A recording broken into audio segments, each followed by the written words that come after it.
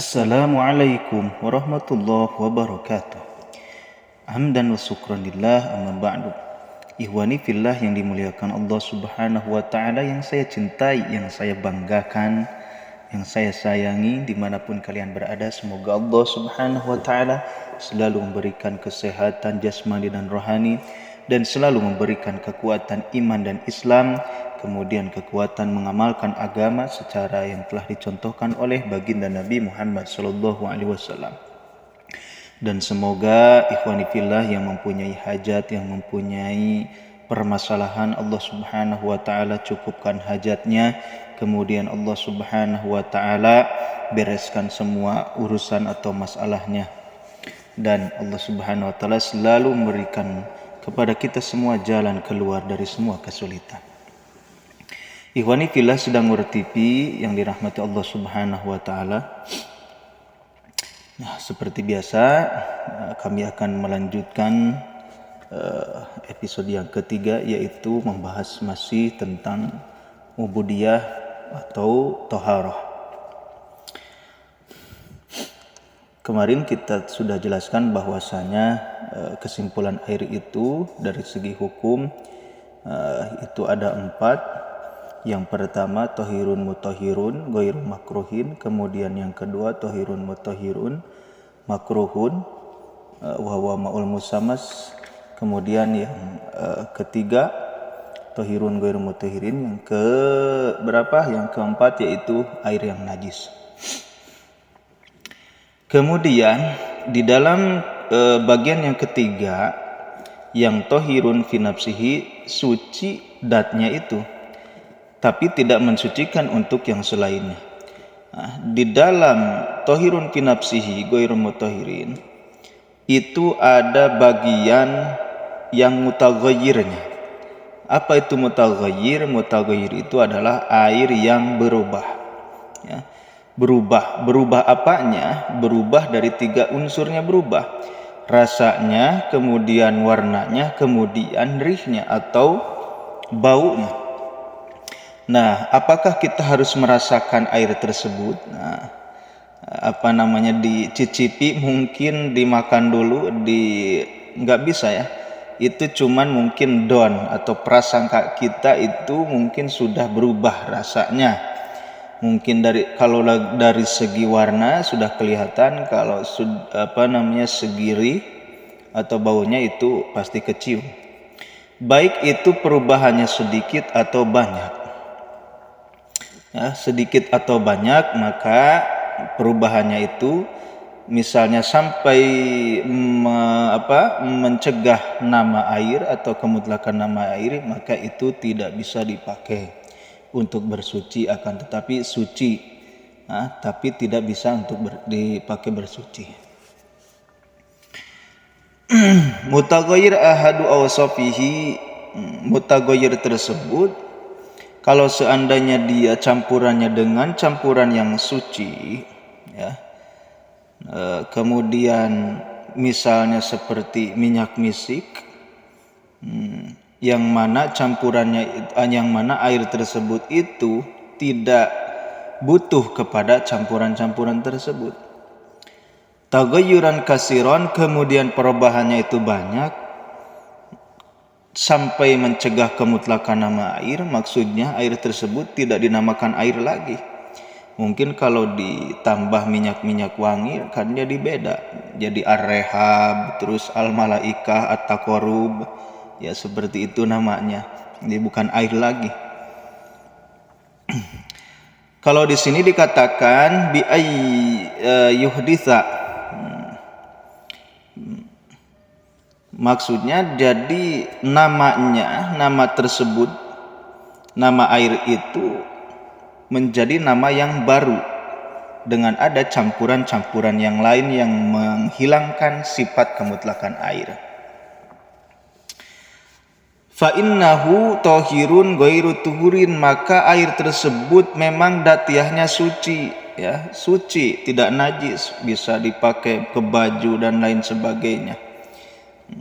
Ghairu tuhurin, tohirun ghairu tuhurin, jadi tidak mensucikan, Maksud tidak mensucikan itu tidak bisa dipakai untuk toharoh, tidak bisa dipakai untuk wudu, tidak bisa dipakai untuk tayamum atau tidak bisa dipakai untuk mandi, kemudian tidak bisa juga dipakai untuk menghilangkan najis.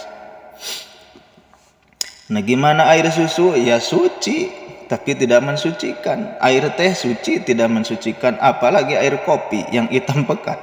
Suci, tidak mensucikan. Tidak bisa air kopi dipakai untuk wudhu. Ya, mentang-mentang suka ngopi, wudhunya pakai air kopi. Ya gak bisa. Bahaya itu. Ntar gosong mukanya. Kalau campurannya itu suci, maka ya airnya tetap suci, tapi tidak mensucikan. Kemudian ada yang campuran, tapi campurannya itu campuran yang sesuai dengan sifat air, dalam arti campuran atau perubahan yang secara takdir, perkiraan. Seperti apa? Seperti air mawar yang sudah hilang wanginya, itu yang sudah hilang wanginya. Nah, itu adalah taghayyur takdirian. Jadi perubahan secara perkiraan saja. Ya sama itu juga gitu loh. Ya, sama suci tapi tidak mensucikan.